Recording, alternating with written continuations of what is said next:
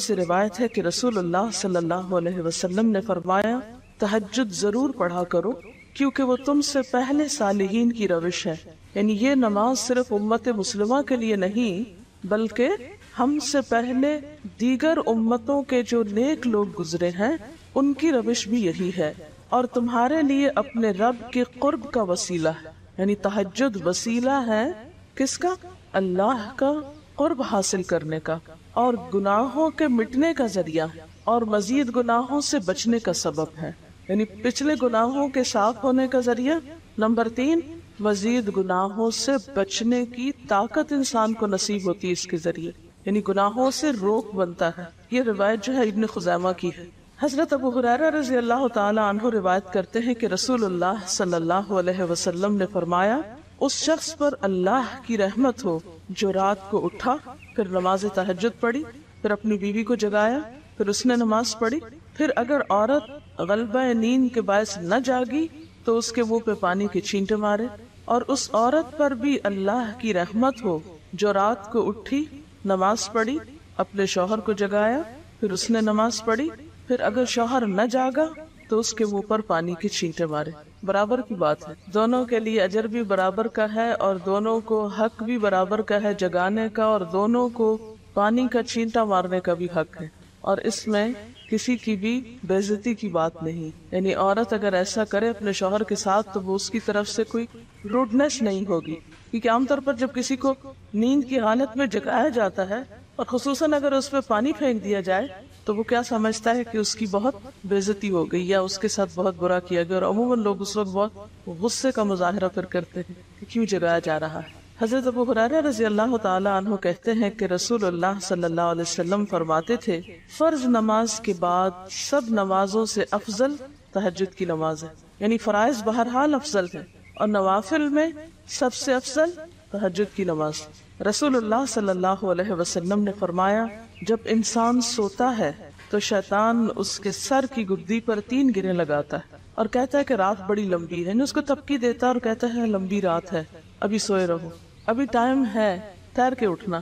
یعنی اس کو سلائے رکھتا ہے. اگر وہ بیدار ہو کر اللہ کا ذکر کرے، یعنی آنکھ کھلے اور اللہ کا ذکر کو شروع کر دے تو ایک گرہ کھل جاتی، شیطان کے پھندے سے انسان آزاد ہونے لگتا ہے. اگر وضو کرے تو دوسری گرہ کھل جاتی، اگر نماز پڑھے تو تیسری گرہ کھل جاتی، اور وہ شادمان اور پاک نفس ہو کر صبح کرتا ہے. یعنی جو شخص صبح نماز کے وقت پر، تہجد کے وقت یا پھر کم از کم فجر کے وقت اٹھ جاتا ہے، اللہ کا ذکر کرتے ہوئے وضو کرے اور پھر نماز پڑھ لے، سورج نکلنے سے پہلے یہ کام کر لے تو وہ ایک مطمئن شخص کی طرح اٹھتا ہے، ورنہ اس کی صبح خبیث اور سست نفس کے ساتھ ہوتی. عام طور پر ہم اطمینان کی تلاش میں رہتے ہیں، سکون کی تلاش میں رہتے ہیں اور یہ سوچتے ہیں کہ ہمیں ڈپریشن ہے یا ہمارے اندر ایک غم ہے، تو ہم اس کے اسباب نہیں جانتے کہ سبب کیا.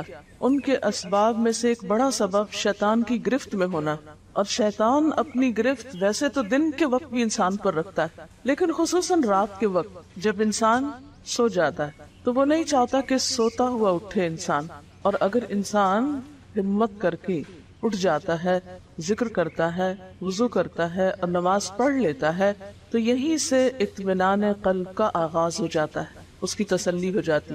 رسول اللہ صلی اللہ علیہ وسلم نے فرمایا اللہ تعالیٰ ہر رات آسمان دنیا پر نزول فرماتے ہیں، یعنی زمین سے سب سے قریبی آسمان پر.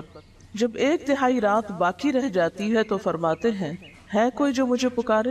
اس وقت اللہ تعالیٰ بندوں کو پکارتے ہیں، ہے کوئی جو مجھے پکارے میں اس کی دعا قبول کروں، ہے کوئی جو مجھ سے مانگے میں اس کو دوں، ہے کوئی جو مجھ سے بخشش طلب کرے تو میں اس کو بخش دوں. گویا یہ وقت دعا کی قبولیت کا وقت ہے. انسان جو مانگے اس کو ملتا ہے، اور خصوصی طور پر بخشش کے طلب کرنے کا وقت، جیسے قرآن پاک میں آتا ہے وَبِالْأَسْحَارِ هُمْ يَسْتَغْفِرُونَ وَبِالْأَسْحَارِ هُمْ يَسْتَغْفِرُونَ، اور سحری کے وقت وہ استغفار کرتے ہیں. اب ہو سکتا ہے کہ آپ کہیں کہ نہیں ہم نے تو زندگی میں کوئی خاص گناہ کیے ہی نہیں، اس لیے ہمیں تو بخشش کی ضرورت ہی نہیں. بخشش مانگے گناہگار لوگ، ہم تو نیک لوگ ہیں، نیک کام کرتے ہیں، دن رات قرآن پڑھتے پڑھاتے ہیں، اس لیے ہماری تو ضرورت نہیں. نبی صلی اللہ علیہ وسلم جن کے اگلے پچھلے سب قصور معاف کر دیے گئے تھے وہ اتنا لمبا قیام کرتے تھے کہ ان کے قدم مبارک سوج جاتے تھے. حضرت مغیرہ فرماتے ہیں رسول اللہ صلی اللہ علیہ وسلم نے اتنا لمبا قیام کیا رات کو کہ آپ کے پاؤں سوج گئے. آپ سے سوال کیا گیا کہ آپ اتنی مشقت کیوں کرتے ہیں, اپنے آپ کو اتنا کیوں تھکاتے ہیں, حالانکہ آپ کے تو سارے گناہ معاف کر دیے گئے. آپ نے فرمایا کیا میں اللہ کا شکر گزار بندہ نہ بنوں؟ یعنی صرف گناہوں کی بخشش ہی نہیں بلکہ نعمتوں پر شکر بھی واجب. جہاں ایک طرف گناہوں کی بخشش انسان کے لیے اللہ کے قرب کے راستے ہموار کرتی ہے, وہاں اللہ تعالیٰ کا شکر ادا کرنا بندے کو اللہ کا قرب عطا کرتا ہے. اچھا, اب پہلی سنت میں آپ کو بتاؤں گی کہ اگر آپ تہجد کے وقت اٹھے ہیں تو سب سے پہلے آپ کیا پڑھیں گے. حضرت عائشہ رضی اللہ تعالیٰ عنہا فرماتی ہیں کہ رسول اللہ صلی اللہ علیہ وسلم جب رات کو تہجد کے لیے اٹھتے تو یہ پڑھتے 10 بار اللہ اکبر, 10 بار الحمدللہ, 10 بار سبحان اللہ و بحمدہ, 10 بار سبحان الملک القدوس, 10 بار استغفر اللہ, 10 بار لا الہ الا اللہ, اور پھر 10 بار اللہم اعوذ بک من ضیق الدنیا و ضیق یوم القیامہ, میں تیری پناہ میں آتا ہوں دنیا کی تنگی سے اور قیامت کے دن کی تنگی سے. اللہم اعوذ بک من ضیق ضاد یہ قاف من ضیق الدنیا و ضیق یوم القیامہ, یہ بھی 10 بار. اور پھر فرماتے اللہم اغفر لی واہدنی وارزقنی وعافنی, پھر وضو کرتے اور تہجد شروع کرتے, یعنی یہ بھی وضو سے پہلے آپ پڑھ لیتے. تو آپ کیا کر سکتے ہیں, جیسے آنکھ کھلی یا بستر پر لیٹے ہیں تو بعض اوقات ایسا ہوتا ہے نا کہ انسان سوچتا ہے اچھا ایک سائڈ پہ سو کے اتنے تھکے ہوئے ہوتے ہیں کہ آپ ایک دم نہیں اٹھ پاتے. حالانکہ آپ صلی اللہ علیہ وسلم کے نیند سے بیدار ہونے کا طریقہ کیا تھا کہ جب آپ اٹھتے تھے تو یکدم اٹھتے تھے, سستی کے مارے نہیں کہ کبھی ایک طرف لیٹ گئے پھر دوسری طرف سو گئے پھر دائیں طرف پھر بائیں طرف, نہیں, جب جاگنے کا وقت ہوتا تھا تو آپ فوراً اٹھ جاتے تھے. لیکن بسا اوقات ایسا ہوتا ہے کہ انسان تھکا ہوا ہوتا ہے, سائڈ بدل کے دوسری طرف کو ذرا لیٹتا ہے, تو یہ لیٹے لیٹے بھی آپ اذکار پڑھ سکتے ہیں, ٹھیک ہے. اور یہ سب آپ کو آتے ہی ہوں گے سوائے ایک وہ ذکر کے اللہم اعوذ بک من ضیق الدنیا و ضیق یوم القیامہ. اور ترتیب آپ یاد کر لیں اپنے بیڈ سائڈ ٹیبل پہ یا بیڈ پہ یا کہیں بھی, یہ نوٹس کسی پین کے ساتھ لکھ کے لگا دیں, چپکا دیں, اور جب یاد ہو جائے تو پھر اتار دیں, جب عادت بن جائے تو ہٹا دیں وہاں سے, ٹھیک ہے. جتنے دن عادت نہیں بنتی اتنے دن اپنے یادداشت کے لیے رکھ لیں. اسی طرح نیند سے اٹھ کر لا الہ الا اللہ وحدہ لا شریک لہ لہ الملک و لہ الحمد وہو علی کل شیء قدیر الحمد للہ و سبحان اللہ واللہ اکبر ولا حول ولا قوة الا باللہ, یہ بھی پڑھ سکتے ہیں. اچھا, ضروری نہیں کہ سب کچھ ایک ہی دن میں پڑھ لیں, یہ بھی آپ کر سکتے ہیں کہ ایک دن میں ایک چیز پڑھ لیں, دوسرے دن دوسری پڑھ لیں, تیسرے دن تیسری پڑھ لیں, ٹھیک ہے. اور اگر ساری ایک دن بھی پڑھنا چاہیں, دیکھیں وقت کی بات ہے نا, ہو سکتا ہے اس وقت عمر کے اس حصے میں آپ پہ بہت ذمہ داریاں ہوں, آپ یہ سب کچھ نہ پڑھ سکتے ہوں. لیکن زندگی کا ایک ایسا وقت بھی آتا ہے جب انسان بوڑھا ہو جاتا ہے, جب اس کے اوپر باقی ذمہ داریاں کم ہو جاتی ہیں, پھر نیند بھی کم ہو جاتی ہے, پھر زیادہ عبادت کا موقع ملتا ہے. تو ایسے میں جب انسان کے پاس عبادت کے لیے وقت اور موقع زیادہ ہو تو پھر یہ ساری چیزیں بھی پڑھ لیں, ٹھیک ہے نا. پھر اسی طرح یعنی یہ جو روایت ہے کہ جس میں آپ صلی اللہ علیہ وسلم نے فرمایا جو شخص نیند سے جاگے, اور یہ تہجد کے وقت ہی نہیں, اگر فجر کے لیے بھی آپ اٹھ رہے ہیں تو یہ دعا پڑھ سکتے ہیں, لا الہ الا اللہ وحدہ لا شریک لہ, اور پھر الحمدللہ و سبحان اللہ واللہ اکبر ولا حول ولا قوة الا باللہ. پھر کہے اللہم اغفر لی, پھر کیا پڑھے اللہم اغفر لی, یا کوئی اور دعا کرے تو قبول ہوگی, اور اگر وضو کر کے نماز پڑھے تو وہ بھی قبول کی جائے گی. صبح اٹھتے ہی اللہ کی تعریف. اور آپ کو معلوم ہے کہ یہ جو چوتھا کلمہ ہے نا لا الہ الا اللہ وحدہ, اس کو دعا بھی کہا گیا, حالانکہ اس میں صرف اللہ تعالیٰ کی حمد و ثنا, اور یہ یوم عرفہ کی دعا ہے. حدیث میں آتا ہے کہ مجھے اور مجھ سے پہلے انبیاء کو اس دن کی جو بہترین دعا سکھائی گئی یعنی یوم عرفہ کی دعا, لا الہ الا اللہ وحدہ لا شریک لہ.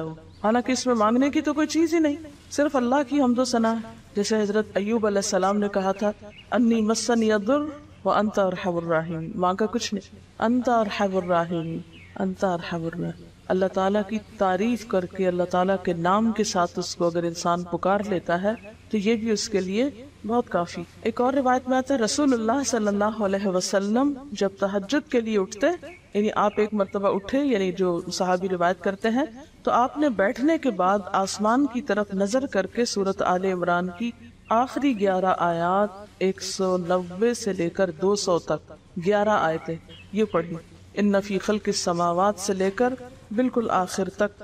یعنی ضروری نہیں کہ کھڑے ہو کر آپ آسمان کی طرف دیکھیں، آپ اٹھے ہیں، چارپائی پہ بیٹھے ہوئے ہیں، ابھی وضو کے لیے نہیں گئے، بیٹھ کے آسمان کی طرف دیکھ کے پڑھ کے پھر اٹھ سکتے ہیں. اب اس میں آپ دیکھیں نا کہ انسانی نفس کی بھی ایک رعایت ہو جاتی ہے. لیٹے لیٹے آپ نے ایک ذکر پڑھ لیا، بیٹھ کے آپ نے دوسرا پڑھ لیا، پھر آپ وضو کو چلے گئے، تو اس میں وہ جو ایک طبیعت کی کسل بندی ہوتی ہے وہ بھی ساتھ ساتھ اللہ کے ذکر سے دور ہوتی جاتی ہے، اور ایک سٹیپ کے بعد دوسرا سٹیپ لینا بھی آسان ہو جاتا ہے. اچھا، اس میں آپ دیکھیں حکمت کیا ہے کہ آپ صلی اللہ علیہ وسلم نے کیا فرمایا کہ آسمان کی طرف دیکھ کے پڑھا تھا تاکہ اچھی طرح آنکھیں کھل سکیں. تو زبانی یاد کرنے کا مطلب یہ نہیں کہ آپ آنکھیں بند کر کے سوئے سوئے پڑھیں، کیونکہ بعض اوقات ایسا ہوتا ہے نا، آنکھ کھلتی ہے، ذکر شروع کرتے ہیں اور پھر پتہ ہی نہیں چلتا اور ذکر آدھے میں رہ جاتا ہے اور سو چکے ہوتے ہیں. اور پھر اگر آپ کو زبانی یاد نہیں ہوگی نا، دیکھ کے پڑھیں گے تو وہ الماری کی طرف ہی دیکھتے رہیں گے، آسمان کی طرف نہیں دیکھ سکیں گے، تو پھر سنت پوری نہیں ہو سکے.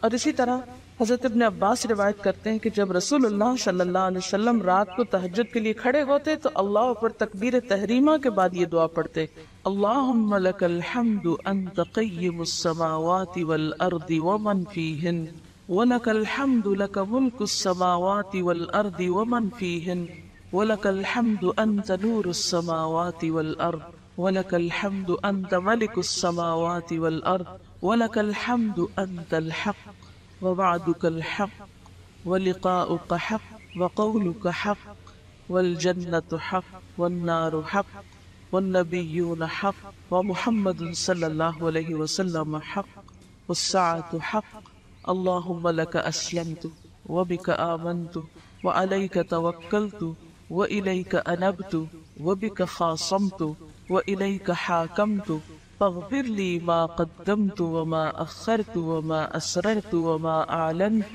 أنت المقدم وأنت المؤخر لا إله إلا أنت. الہی تیرے ہی لیے ہے ساری تعریف، زمین و آسمان اور جو کچھ ان میں ہے سب کو تو ہی قائم رکھنے والا ہے. تیرے ہی لیے ہے ساری تعریف، زمین و آسمان اور جو کچھ ان میں ہے اس سب کی بادشاہی تیرے ہی لیے ہے. تیرے ہی لیے ہے ساری تعریف، تو ہی روشن کرنے والا ہے زمین و آسمان کو، تیرے ہی لیے ہے ساری تعریف. تو ہی بادشاہ ہے زمین و آسمان کا، تیرے ہی لیے ہے ساری تعریف. تو حق ہے، تیرا وعدہ حق ہے، تیری ملاقات حق ہے، تیرا کلام حق ہے، جنت حق ہے، جہنم حق ہے، تمام انبیاء حق ہیں اور محمد صلی اللہ علیہ وسلم حق ہیں، قیامت حق ہے. الہی میں تیرے سامنے جھک گیا، میں صرف تیرے ساتھ ایمان لایا، میں نے صرف تجھی پر بھروسہ کیا، میں نے صرف تیری طرف رجوع کیا، صرف تیری ہی مدد سے دشمنوں سے جھگڑتا ہوں، میں نے صرف تجھے ہی اپنا حاکم مانا. سو تو میرے اگلے پچھلے اور ظاہر و پوشیدہ اور جنہیں تو مجھ سے زیادہ جانتا ہے سارے کے سارے گناہ معاف کر دے. تو ہی آگے کرنے والا ہے، تو ہی پیچھے ڈالنے والا ہے، تیرے سوا کوئی سچا معبود نہیں ہے. یہ جو دعا استفتاح ہے تہجد کے وقت کی، یہ باہر نہیں نماز کے اندر پڑھنے کی دعا ہے. ہم دعا مانگتے اللہم اجعلنی لک ذکارا لک شکارا. ان دعاؤں کے پڑھے بغیر ذکار کیسے بن سکتے ہیں؟ ذکار کا صیغہ تو فعال کے اوپر ہے نا، بہت زیادہ ذکر کرنے والا. والذاکرین اللہ کثیرا والذاکرات. تو ذاکرات کیسے بن سکتے ہیں جب تک کہ یہ دعائیں زبانی نہ آتی ہو اور اپنے وقت پر نہ پڑھی جاتی. ویسے بھی ذکر بہت اچھی چیز ہے، لیکن جو مسنون ذکر ہے اور جو نبی صلی اللہ علیہ وسلم کے طریقے کے مطابق ہے، جو اطمینان قلب اور خوشی اس وقت اس کام کو اس طریقے پہ کر کے نصیب ہوتی ہے، وہ اس کے علاوہ نہیں ہوتی. اگرچہ اس سے خوشی ہوتی ہے لیکن اس طرح کی نہیں نصیب ہوتی، اس طرح کا اطمینان نہیں ہوتا. آپ تجربہ کر کے دیکھیں، سنت کے مطابق زندگی گزارنا اور اپنی مرضی کے مطابق زندگی گزارنا، یہ دو مختلف لائف سٹائلز ہیں، دو مختلف طریقہ ہے زندگی ہے. دونوں کا امپیکٹ فرق ہوتا ہے، اثرات فرق ہوتے ہیں. اور یہ نہیں کہ یہ کوئی بہت مشکل عمل ہے، بہت مشکل کوئی نہیں ہے، ہم کر سکتے ہیں، لیکن بات یہ ہے کہ ہم کرنے کی کوشش کریں، ارادہ تو کریں. پہلے تو آپ اپنے آپ سے یہ پوچھیں ارادہ بھی کیا کہ نہیں، کیونکہ اگر ارادہ ہو گیا نا تو کام بھی ہو جائے گا. مشکل یہ ہے کہ ہم جب کوئی ایسا کام سنتے تو پھر سوچتے نہیں ہمارا تو حالات اتنے کٹھن ہیں کہ یہ عمل ہمارے لیے نہیں، ویسے بھی نفل ہے، کوئی بات نہیں، نہ بھی ہو سکا تو کیا، یہی کہہ کے ہم چھوڑ دیتے ہیں چیزوں کو کہ نہیں. لیکن میں سمجھتی ہوں کہ جو عمر آپ بچیوں کی خاص طور پر اس وقت اس عمر کو غنیمت سمجھے اور اس میں آپ نے جو کچھ اب یاد کر لیا، عادت ڈال لی، وہ اگلی زندگی میں شدید مصروفیت کے باوجود بالکل عادت ثانیہ ہو جائے گی، ایک روٹین ہو جائے گی اور آپ کو مشکل نہیں ہوگی۔ لیکن اگر اب نہیں عادتیں ڈالی، کل کو یا نئے سرے سے عادت ڈالنا بہت مشکل ہوگا۔ سنت مشکل نہیں ہے، صرف یہ ہے کہ ارادے، نیت اور پھر کوشش کی ضرورت ہے۔ کر لیں گے تو ہو بھی جائے گی، آخر کرنے والے کرتے ہیں، لیکن جب پہلے سے سوچ لیتے نہیں بڑا مشکل، تو اللہ والے کرتے ہیں اور وہ تو نیک لوگوں کا کام ہے، ہم تو نہ اللہ والے ہیں اور نہ ہی نیک ہیں، تو کیوں نہیں ہے، ہو جائے۔ اب آپ صلی اللہ علیہ وسلم کی تہجد کی کیفیت کیا تھی؟ حضرت ابو ذر کہتے ہیں کہ رسول اللہ صلی اللہ علیہ وسلم نے تہجد میں اتنا قیام کیا کہ اس ایک آیت کو پڑھتے پڑھتے صبح کر دی، ایک آیت پڑھتے پڑھتے صبح کر دی۔ کون سی آیت تھی وہ؟ ان تعذبہم فانہم عبادک وان تغفر لہم فانک انت العزیز الحکیم۔ ایک آیت کو اتنی دفعہ پڑھا اور پڑھتے رہے اور پڑھتے رہے اور پڑھتے رہے، اسی میں صبح ہو گئی۔ تو طویل قیام جو ہے ضروری نہیں کہ وہ صرف کس وقت ہو، کوئی لمبی سورت پڑھ کے، چھوٹی سورت بھی ہو سکتی ہے، لیکن روح کے ساتھ، شعور کے ساتھ اگر آپ دوہرا کے بھی پڑھیں۔ مثال کے طور پہ آپ نے کوئی سورت یاد کر لی ہے اور آپ پڑھنے کھڑے ہوئے ہیں اور آپ کو صحیح طرح آتی نہیں ہے، یا آتی ہے تو اتنی تیز نہیں آتی، بہت رٹی ہوئی نہیں ہے، تو کوئی بات نہیں، ایک آیت کو 2 دفعہ 3 دفعہ بھی آپ اس کو پڑھ سکتے ہیں اور اس طرح بھی پڑھ کے لمبا کر سکتے ہیں۔ یعنی طویل قیام صرف زیادہ قرات سے ہی نہیں، مختلف طریقوں سے ہو سکتا ہے۔ یہ آیت ہے سورۃ المائدہ کی 118 نمبر آیت۔ اگر تو انہیں عذاب دے تو وہ تیرے بندے ہیں، اور اگر تو انہیں معاف کر دے تو یقیناً تو غالب اور حکمت والا ہے۔ حضرت حذیفہ رضی اللہ تعالی عنہ نے نبی صلی اللہ علیہ وسلم کو تہجد پڑھتے دیکھا۔ وہ کہتے ہیں سورۃ فاتحہ کے بعد آپ نے سورۃ بقرہ پڑھی، پھر رکوع کیا۔ آپ کا رکوع آپ کے قیام کی مانند تھا۔ ہماری تو کمر نہیں ٹوٹ جائے، کر کے تو ذرا دیکھیں۔ میں نے زندگی میں پہلی دفعہ رمضان میں طویل رکوع اور سجدے کا موقع ملا، اس سے پہلے تو اس طرح کا سچ پوچھے کانسیپٹ بھی کوئی نہیں تھا، کیونکہ بہت سی چیزیں جب ہم پڑھتے ہیں تو ہم کہتے ہیں ہاں یہ نبی صلی اللہ علیہ وسلم کے لیے ہے، یہ تو آپ کی شان ہے اور آپ کا مقام ہے، ہم تو عام کمزور بندے۔ اصل میں ہم کمزور کیوں ہیں؟ اس لیے کہ ہم نے اپنی انرجیز بیکار باتوں میں بہت لگا رکھی، بیکار غم پالے ہوئے ہیں، بیکار مشغلے ہیں، بیکار گفتگویں ہیں۔ انرجی تو لگتی ہے نا، آپ فضول کی باتیں سوچیں تو کیا انرجی نہیں لگے گی؟ آپ لایانی چیزوں پہ کوڑنا شروع کر دیں، کیا انرجی نہیں لگے گی؟ لگے گی۔ تو پھر آپ کے پاس کوئی تعمیری مثبت کام کرنے کے لیے نہ وقت ہے نہ انرجی ہے، پھر اس وقت تک آپ خالی ہو چکے ہوتے ہیں۔ رات کو دیر تک آپ اگر فضول گپ شپ کرتے رہے تو صبح اٹھے گا کون، اور پھر صبح پڑھے گا کون، اور اگر پڑھے بھی تو کیا پڑھے اس۔ کبھی آپ نے سوچا کہ احادیث کی یہ جو کتابیں ہیں، یہ ساری کی ساری صرف آپ کی گفتگو نہیں، آپ کے عمل کا بھی احاطہ کیے ہوئے ہیں، اور ٹوٹل آپ کی گفتگو یہی ہے۔ اور اگر ہم اپنی گفتگو کو دیکھیں اور ہماری باتوں کی کوئی کتاب تیار ہو، نبی صلی اللہ علیہ وسلم کی عظمت کو پہچانے، ہم اپنی گفتگو کا جائزہ لیں۔ اگر ہماری گفتگو بھی ریکارڈ ہو کر لوگوں کے پاس جانے لگے، لوگوں تک پہنچنے لگے، ہم عملی نمونہ کیوں نہیں لوگوں کے لیے؟ ہمیں دیکھ کر لوگوں کے عمل کیوں نہیں بدلتے؟ ہماری بات لوگوں پر اثر کیوں نہیں کرتی؟ کبھی سوچا ہم نے؟ صرف اپنی گفتگو کے آئینے میں ہی اپنے آپ کو پہچان لیں کہ ہم کہاں ہیں، کون ہیں، کہاں کھڑے، لوگوں کے بیچ میں کیا باتیں کرتے ہیں، لوگوں کے پیٹھ پیچھے کیا باتیں کرتے ہیں، کہاں کس حال میں کیا کر رہے ہوتے ہیں۔ ہر شخص اپنے آپ کو خود پہچان سکتا ہے۔ کیا واقعی ہم اس لائق ہیں کہ کوئی ہم سے کچھ سیکھے؟ صرف اپنے گفتگو کے آئینے میں خود کو پہچانے۔ بعض اوقات کتنا بیکار بولتے ہیں، کتنا بے مقصد بولتے ہیں، کتنا ضرورت سے زائد بولتے ہیں۔ اس کا یہ مطلب نہیں کہ مصنوعی خاموشی اپنے اوپر مسلط کر لیں، کیونکہ پھر ہم دوسری ایکسٹریم پہ نکل جاتے ہیں، لیکن بامقصد گفتگو کتنی ہے ہماری باتوں میں جو واقعی فائدہ مند، تو پھر ذرا روک بھی لیا کریں نا اپنے آپ کو۔ اپنے ساتھ خود ہی محنت کریں گے تو بات بنے گی، سوچیں تو، احساس تو کریں، جب کریں گے تو انشاءاللہ کامیابی بھی ہوگی۔ لیکن پہلی بات تو یہ نا کہ ہم جو کچھ کرتے ہیں نہ اس کا حساب کرتے ہیں، نہ اس کے بارے میں سوچتے ہیں کہ ہم کر کیا رہے ہیں۔ ہمیں نیکی نہ کرنے کا موقع یا ہمارے نیکی نہ کرنے کا ایک سبب اور ایک بڑی وجہ ہماری انرجیز کا بیکار چیزوں میں استعمال ہونا ہے، فضول کی سیاست میں ملوث ہونا ہے۔ اپنی ذمہ داریوں کا ہمیں ہوش نہیں ہوتا، دوسروں کے کاموں میں مداخلت خوب سوچتی، خود کیا کر رہے ہیں اس کا کچھ پتہ نہیں، دوسرے کیا کر رہے ہیں اس سے بہت دلچسپی، یا کیا نہیں کر رہے۔ بہت سے لوگ، بہت سی خواتین کمر درد کی شکایت کرتے، اور اس کی ایک بڑی وجہ نمبر 1 رکوع کا صحیح پوزیشن پہ نہ ہونا ہے، اور نمبر 2 اس پوزیشن پہ کوئی ایکسرسائز نہیں ہماری ہوتی۔ یہ بتا رہی ہے کہ کسی کی کمر میں درد تھا اور ٹھیک نہیں ہوتا تھا کسی چیز سے، تو ڈاکٹر نے ان کو یہ مشورہ کیا کہ طویل رکوع اور طویل سجدے کریں، بیسٹ ایکسرسائز ہے، کر کے تو دیکھیں۔ اور اس میں آپ دیکھیے کہ صحیح پوزیشن پہ لائیں، بالکل اسٹریٹ رکھیں گردن اور کمر کو، پیٹھ اور گردن ایک لائن میں آنی چاہیے۔ بہت سے لوگ یوں ٹیڑھی کرتے ہیں، یوں کر کے بس کرتے ہیں، یہ غلط پوزیشن ہے، اس سے تو اور بیمار ہو سکتے ہیں۔ کئی لوگ سر پھینک دیتے ہیں نیچے کو، یہ بھی غلط پوزیشن ہے، اس سے بھی کام خراب ہوتا ہے۔ اگر آپ صحیح پوزیشن پہ رکوع لمبا کریں تو یقینی طور پہ کمر درد کا علاج ہے۔ پٹھے مضبوط ہوتے ہیں نا کمر کے، آپ اس کو روک کے رکھے ہوتے ہیں ایک سیدھی لائن میں۔ 2 فیٹ کے درمیان کا فاصلہ بھی بہت معتدل رکھیں، نہ تو بہت قریب رکھیں نہ بہت کھلا رکھیں، بالکل معتدل، جس میں آپ آرام سے سکون سے کھڑے ہو سکیں اور آپ کا بیلنس قائم رہے۔ بیلنس کو قائم کرنا بے حد ضروری ہے، ٹھیک ہے۔ حضرت حذیفہ نے نبی صلی اللہ علیہ وسلم کو تہجد پڑھتے دیکھا، وہ کہتے ہیں کہ سورۃ فاتحہ کے بعد آپ نے سورۃ بقرہ پڑھی، پھر رکوع کیا۔ آپ کا رکوع آپ کے قیام کی مانند تھا، یعنی جتنا لمبا قیام تھا اسی طرح رکوع تھا۔ پھر آپ نے رکوع سے سر اٹھایا اور کھڑے ہو گئے، اور آپ کا قوما یعنی رکوع کے بعد اٹھنے کا وقت بھی کافی طویل تھا۔ ہم تو بعض اوقات اٹھ کے کھڑے نہیں ہوتے کہ نیچے چلے جاتے ہیں، تو وہ بھی طویل تھا۔ صرف 2 رکعتیں بھی آپ ایسی پڑھ لینا کافی۔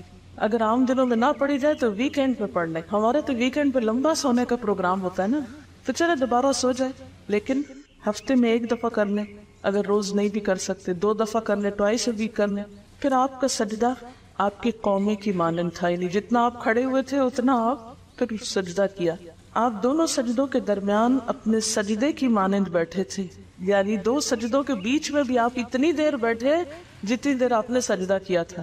بس آپ نے 4 رکعتوں میں سورۃ بقرہ، آل عمران، نساء اور المائدہ پڑھی۔ ہمیں اگر خود نہیں بھی آتی اور کوئی پڑھانے والا اتنی لمبی 1 دفعہ بھی تراویح کوئی پڑھا دے یا کوئی نفل پڑھا دے تو ہم دوسری دفعہ اس کے پاس نہ پڑھیں۔ تقریباً 7.25 پارے بنتے ہیں، جس کو ایک منزل کہا جاتا ہے۔ ایک دن کے تہجد میں آپ نے اتنا پڑھا، اور یہ تو قرآن کی قرات تھی، لیکن بیچ کے وقفوں میں تسبیحات اور اللہ کی تعریف اور حمد و ثنا اور ذکر، یہ آپ پر بس تھا۔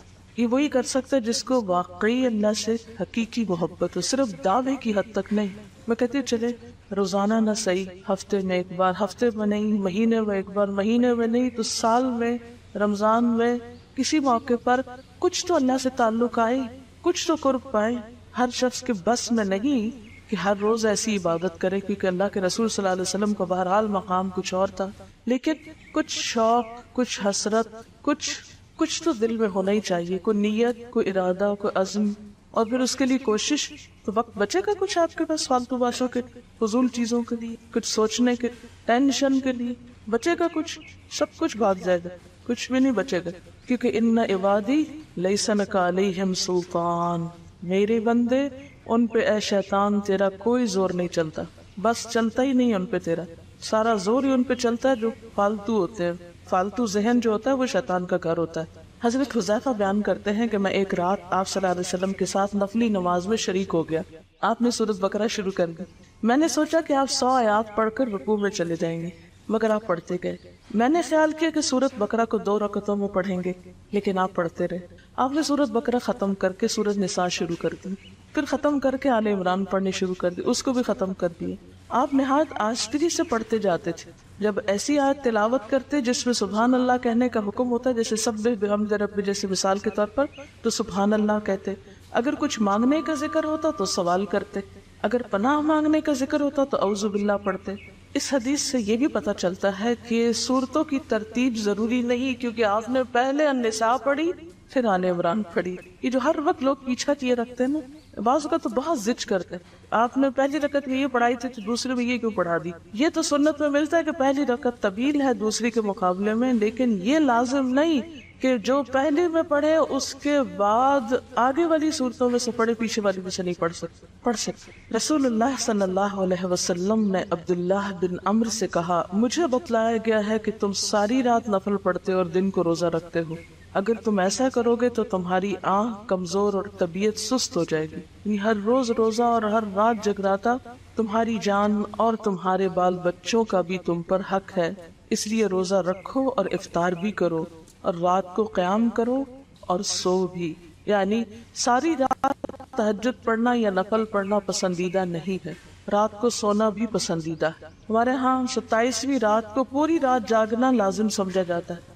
تو نبی صلی اللہ علیہ وسلم سے کوئی رات بھی پوری کی پوری جاگنا ثابت نہیں، کیونکہ اگر انسان صرف جاگتا ہی جاگتا چلے جائے تو آسان ہوتا ہے، ایک دفعہ سو کے پھر اٹھنا جو ہے نا وہ اصل میں نفس کا امتحان ہوتا ہے، وہ مشکل ہوتا ہے۔ اسی طرح نبی صلی اللہ علیہ وسلم 3 دن سے کم میں قرآن مجید ختم کرنا پسند نہیں فرماتے تھے۔ آپ نے حضرت عبداللہ بن عمرو سے فرمایا کہ 1 ماہ میں پورا کر لو۔ انہوں نے عرض کی میں اس سے زیادہ تلاوت کی طاقت رکھتا ہوں، تو فرمایا 20 دن میں کر لو۔ ان کا میں اس سے زیادہ کی طاقت رکھتا ہوں، فرمایا 7 دن میں ختم کر لیا کرو، اس سے زیادہ کی اجازت نہیں، یعنی وہ ایک منزل کر کے۔ صحابہ کرام چونکہ اس زمانے میں مصحف اس طرح تھوڑی چھپے ہوئے تھے کہ کتابوں کی شکل میں ہوں، جو قرآن تھا لوگوں کے سینوں میں تھا، یاد کیے ہوئے تھے، اور وہ یاد کیا ہوا کہیں صبح کے وقت الگ بیٹھ کے نہیں پڑھا کرتے تھے، وہ کہاں پڑھتے تھے؟ تہجد میں نماز کے اندر پڑھا کرتے تھے۔ اب یہ تو ہم لوگوں کی مشکل ہوگی نا کہ ہمیں آتا کچھ نہیں زبانی، تو پھر ہم دیکھ کے پڑھتے ہیں تو نماز میں پھر وہ مشکل ہوتا ہے، تو الگ رکھ کے پھر اس کو پڑھ رہے ہوتے ہیں، ٹھیک ہے۔ لیکن زیادہ بہترین پڑھنا نماز کے اندر کا پڑھنا، اگرچہ دیکھ کے پڑھنے کی اس میں بھی اجازت ہے، لیکن ان کی چونکہ شدید حرص تھی حضرت عبداللہ بن عمر کی، تو آپ نے ان کو 3 دن کی پھر اجازت دے دی تھی، اور آپ نے فرمایا کہ اس شخص کو قرآن کی کچھ سمجھ نہیں ہو سکتی جو 3 سے بھی کم دن میں قرآن پڑھے۔ نبی صلی اللہ علیہ وسلم نے فرمایا جو شخص رات کے نوافل میں 200 آیات تلاوت کرتا ہے وہ اطاعت گزار مخلص لوگوں میں شمار ہوتا ہے۔ انہو من عبادنا المخلصین، آتا نا قرآن پاک میں انبیاء کی صفت میں سے۔ تو جو شخص رات کو نماز میں یعنی نفل میں 200 آیات تک تلاوت کرتا ہے وہ اطاعت گزار مخلص بندوں میں شمار ہوتا ہے۔ اور سنن دارمی میں واضح طور پر آتا ہے کہ